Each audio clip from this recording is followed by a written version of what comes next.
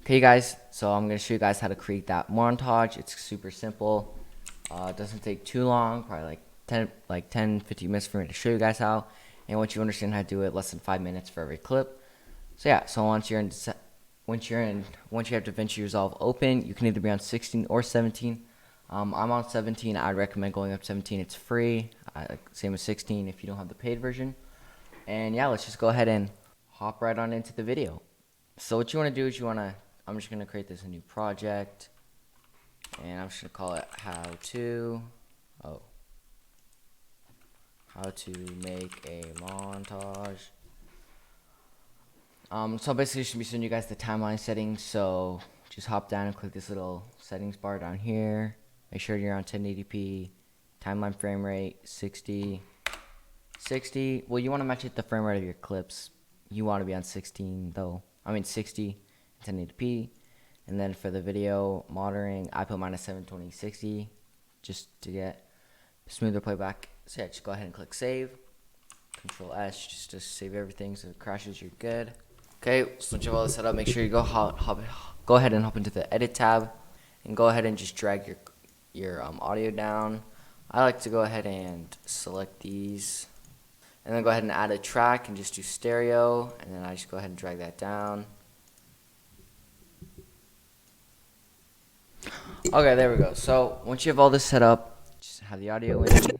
Wow, that is really loud. Let's just go ahead and, oh dang, this is all the new stuff. This is actually my first time ever using this, so okay, that seems about right. I'm just gonna go ahead and trim up my audio so it's like, this is the song Feel It. I want you to feel it. Okay, right there we're gonna have a nice shot. I'm just gonna go ahead and hit Control B. It's a shortcut to cut it, and then right there. Okay, so once you have all that done, just go ahead and save it so it doesn't crash. Well, so when it crashes, you still have it saved. And I'm gonna go ahead and find a clip, and I'll catch you guys when I find the clip. Okay, so now I have my clip in with the audio and everything just set up right here. Just gonna go ahead and zoom in so I can see everything a bit clearer. And so the first step you want to do is you want to just go ahead and mark off the beat. Here, I'm just going to turn this down a bit just so you guys can hear me a bit better. Okay, so I think it's about right. It's right here on this big step up. So I'm just going to select this, click M, zoom back out. Okay, and then go ahead and figure out the beat drop. So like right there. Oh my gosh, that was literally perfect. Just go ahead and marker that again, right on where your shot hits. And then I'm just gonna go ahead and make this shorter so I can sync them up. And then just like that. Well, actually, you want it so the two markers just go ahead like that. And right, this is what it looks like already. So you know, it's pretty good actually. Okay, so once you have all that done, I'm just gonna go ahead and mute this clip just so that it'll sound better. So the next step is you want to go ahead and hop into the real-time curve. So just go ahead and click that, drop down real-time speed, and then click this while you're still on that blue marker. 1, 2, 3, 4, 5, something like that. You know, just about right there, and then go ahead and ramp it, pull it all the way up to 200, and then go over about a second or two, do the marker again, and drag it all the way down to 50. So then what you want to do is you want to resync it. So you want to go right where this white dot is, the second one where the shot hits, pull this marker over again, and sync it back up with this thing. And I'm going to go ahead and save it. So this is what it should look like now. Okay, okay, so now we have all just the main clip and stuff. The next thing you want to do is you want to just go ahead and put that away so it's not bothering me. And so what I'm going to do is I'm going to go ahead and hop into the Fusion tab, just down right down here. And then what you want to do is once you're in the Fusion tab, just go ahead and click, let me make this a bit smaller, Shift space and look up blur, and it should just be the first one. And then hold Shift and set it right where it turns blue. I'm going to go ahead and put the blur size up to 12. And then what you want to do is you want to go back into the edit tab, find right where the shot hits, go ahead and hop back into the fusion tab with the blend all the way up. Keyframe it, go back 1, 2, 3, 4. Keyframe it again and drag the blend all the way down, okay? And then go all the way about 1, 2, 3, 4, 5, 6, 7, 8, 9, 10, 11, 12, 13, 14, 15, 16, 17, 18, 19, 20. About 20 frames over, keyframe it again, and drag the blend all the way down. So this is what that would look like. Just a simple blur. This is the easiest part of it all. So yeah, so now we have the blur in. I'm gonna go ahead and we're gonna add a shine to it. So shift space again and look up shine. Wait, no, it's actually called look up glow, and then just do this one, the glow, and then yeah, so that one. And then it should just go straight into your timeline. If it doesn't, just do shift and drag it in. So I'm going to go ahead and the glow size, I'm going to put at 15. 15 looks good. And make sure you're right on this first little line. So you can check that going back into the blur. And then go click on the glow and keyframe the blend. And then go back 1, 2, 3, 4. Keyframe it and drag it all the way down. And then go over about 20 frames. Keyframe it again and drag it all the way down. So this is just the basic.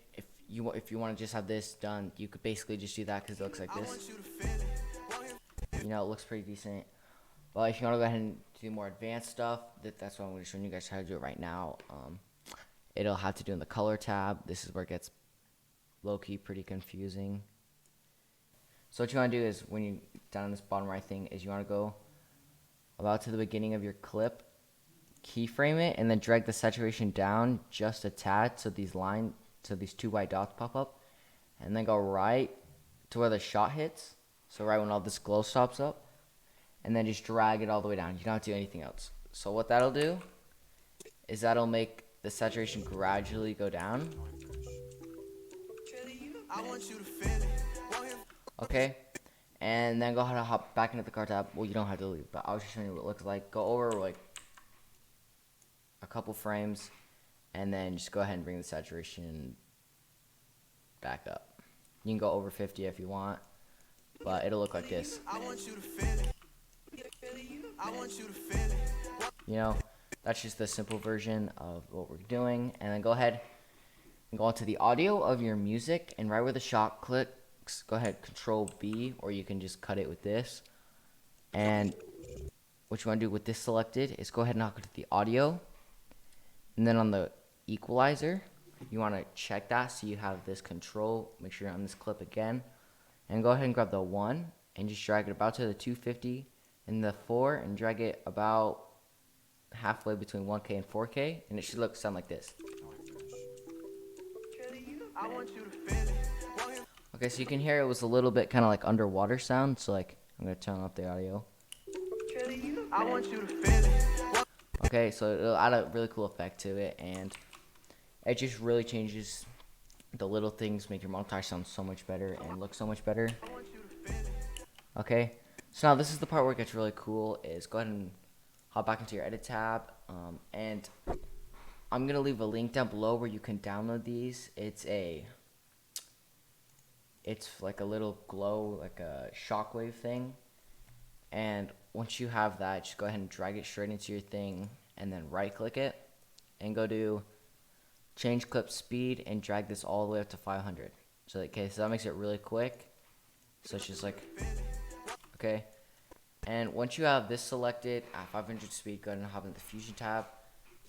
Okay guys, sorry about that. I just was confused about it since this Davinci was all 17. So what you want to do is with the median one selected, just go ahead and shift space and look up Luma here. It should be just that, and click add.